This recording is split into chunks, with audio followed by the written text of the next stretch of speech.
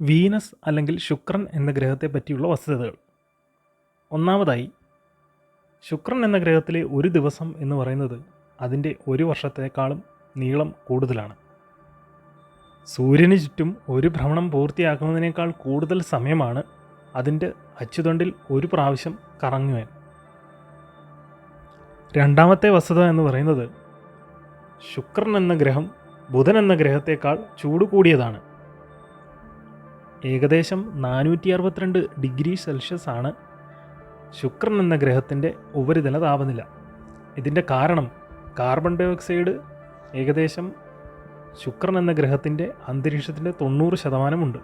അതുകൊണ്ട് തന്നെ ഈ carbon dioxide greenhouse എഫക്റ്റിന് കാരണമാകുന്നു. അതുകൊണ്ട് തന്നെ വീനസ് എന്ന ഗ്രഹത്തിൻ്റെ അന്തരീക്ഷത്തിൽ ഈ ചൂടിനെ അത് തടഞ്ഞു നിർത്തുന്നു. ഇത് താപനില ഉയരുന്നതിന് കാരണമാകുന്നു. മൂന്നാമത്തെ വസ്തുത എന്ന് പറയുന്നത്, ശുക്രൻ അതിൻ്റെ അച്ചുതണ്ടിൽ ഘടികാര ദിശയിലാണ് കറങ്ങുന്നത്, അല്ലെങ്കിൽ ക്ലോക്ക് വൈസിലാണ് കറങ്ങുന്നത്. സൗരയൂഥത്തിലെ മിക്കവാറും എല്ലാ ഗ്രഹങ്ങളും അവയുടെ അച്ചുതണ്ടിൽ ആൻറ്റി ക്ലോക്ക് വൈസിലാണ് കറങ്ങുന്നത്. എന്നാൽ ശുക്രൻ സൂര്യന് ചുറ്റുമായി കറങ്ങുന്നത് ആൻറ്റി ക്ലോക്ക് വൈസിലാണ്. എന്നാൽ നമ്മുടെ സൗരയൂഥത്തിൽ ക്ലോക്ക് വൈസിൽ കറങ്ങുന്ന ഒരേ ഒരു ഗ്രഹം അത് യുറാനസ് ആണ്. ശുക്രനെ പോലെ സ്വന്തം അച്ചുതണ്ടിൽ വിചിത്രമായ കറക്കമുള്ളത് യുറാനസ് എന്ന ഗ്രഹത്തിനാണ്. ദശലക്ഷക്കണക്കിന് വർഷങ്ങൾക്ക് മുമ്പ് ഏതോ ഒരു വസ്തു യുറാനസ് എന്ന ഗ്രഹത്തിൽ ഇടിച്ചതിൻ്റെ ഫലമായിട്ടാണ് യുറാനസ് എന്ന ഗ്രഹം അതിൻ്റെ വശങ്ങളിൽ കറങ്ങുന്നത്.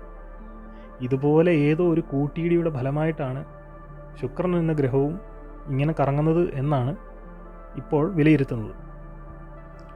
നാലാമത്തെ വസ്തുത എന്ന് പറയുന്നത്, ഭൂമിയിൽ നിന്ന് നോക്കുമ്പോൾ ചന്ദ്രനെ കഴിഞ്ഞ് ഏറ്റവും അധികം പ്രകാശമുള്ള ഒരു വസ്തു എന്ന് പറയുന്നത് ശുക്രൻ എന്ന ഗ്രഹമാണ്. അഞ്ചാമത്തെ വസ്തുത എന്ന് പറയുന്നത്, ശുക്രൻ എന്ന ഗ്രഹത്തിൻ്റെ അറ്റ്മോസ്ഫിയറിക് പ്രഷർ എന്ന് പറയുന്നത് ഭൂമിയെക്കാളും 90 മടങ്ങ് കൂടുതലാണ്. അത് കമ്പാരിസൺ നോക്കുകയാണെങ്കിൽ നമ്മുടെ കടലിലേക്ക് 1 കിലോമീറ്റർ ആഴത്തേക്ക് പോയാൽ എത്ര പ്രഷറാണോ അനുഭവപ്പെടുന്നത്, അത്രയധികം പ്രഷറാണ് ശുക്രൻ എന്ന ഗ്രഹത്തിൻ്റെ ഉപരിതലത്തിലുള്ളത്. ആറാമത്തെ വസ്തുത എന്ന് പറയുന്നത്, പ്രണയത്തിൻ്റെയും സൗന്ദര്യത്തിൻ്റെയും റോമൻ ദേവതയുടെ പേരിലാണ് വീനസ് എന്ന പേര് ശുക്രൻ എന്ന ഗ്രഹത്തിന് കിട്ടിയത്.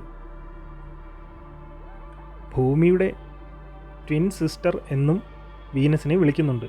അതിൻ്റെ കാരണം എന്ന് പറയുന്നത് ഭൂമിയുമായുള്ള സാദൃശ്യം തന്നെയാണ്. അടുത്തതായി, ശുക്രൻ എന്ന ഗ്രഹത്തിനെയാണ് ആദ്യമായി മനുഷ്യൻ ആകാശത്തിന് കുറുകെ അതിൻ്റെ ചലനങ്ങളെ രേഖപ്പെടുത്തിയത്. ഇത് BC 2-ാം നൂറ്റാണ്ടിലാണ്.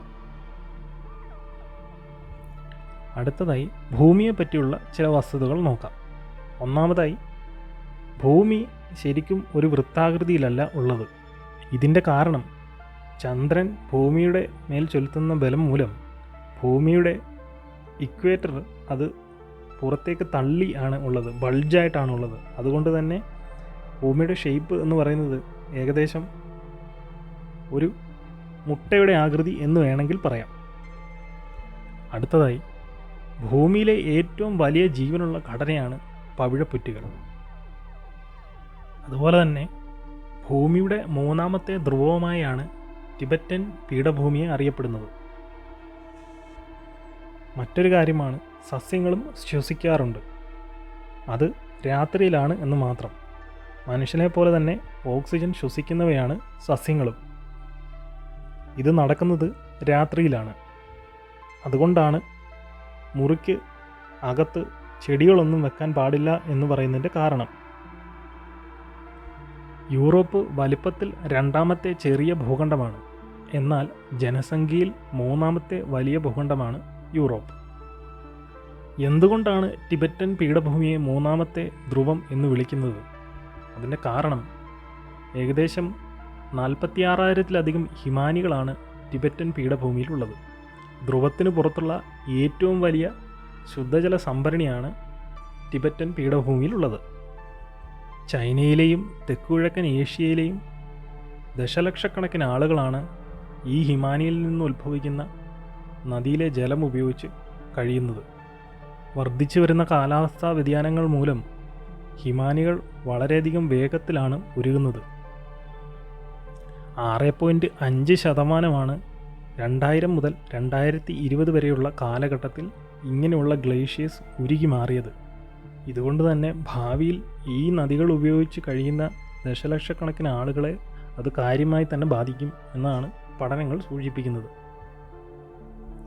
അടുത്തതായി ഭൂമിയുടെ കാന്തിക ബലത്തെ പറ്റിയാണ് പറയാനുള്ളത്. ഭൂമിയുടെ കാന്തിക വലയം ഒരു സ്ഥലത്ത് ഉറച്ചു നിൽക്കുകയല്ല, അത് നീങ്ങിക്കൊണ്ടിരിക്കുകയാണ് ചെയ്യുന്നത്.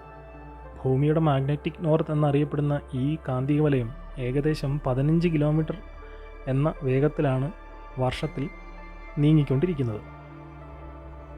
എന്നാൽ ഇപ്പോൾ ഇതിൻ്റെ വേഗത എന്ന് പറയുന്നത് ഏകദേശം 50 മുതൽ 60 കിലോമീറ്ററാണ്. മുമ്പൊന്നും കണ്ടിട്ടില്ലാത്ത വേഗതയിലാണ് ഇത് നീങ്ങുന്നത്. ഇത് സൈബീരിയയിലേക്കാണ് നീങ്ങിക്കൊണ്ടിരിക്കുന്നത്. കാനഡയുടെ തെക്ക് ഏകദേശം 1600 കിലോമീറ്റർ മാറിയായിരുന്നു 1990കളുടെ ആരംഭങ്ങളിൽ വരെ മാഗ്നറ്റിക് നോർത്ത് ഉണ്ടായിരുന്നത്. എന്നാൽ ഇപ്പോൾ അത് സൈബീരിയയിലേക്ക് നീങ്ങിക്കൊണ്ടിരിക്കുകയാണ്. അതിൻ്റെ വേഗതയും കൂടുന്നുണ്ട്. ഇതുകൊണ്ട് എന്ത് ഫലമാണ് ഭൂമിക്ക് ഉണ്ടാകാൻ പോകുന്നതെന്ന് കൃത്യമായി നമുക്കറിയില്ല. അതിൻ്റെ പഠനങ്ങൾ നടന്നുകൊണ്ടിരിക്കുകയാണ്. വീഡിയോയെ പറ്റിയുള്ള അഭിപ്രായങ്ങളും നിർദ്ദേശങ്ങളും കമൻറ്റുകളായി രേഖപ്പെടുത്തുക. വീഡിയോ ഇഷ്ടമായെങ്കിൽ ലൈക്ക് ചെയ്യുക, അല്ലെങ്കിൽ ഡിസ്ലൈക്ക് ചെയ്യുക, സബ്സ്ക്രൈബ് ചെയ്യുക. Thank you very much.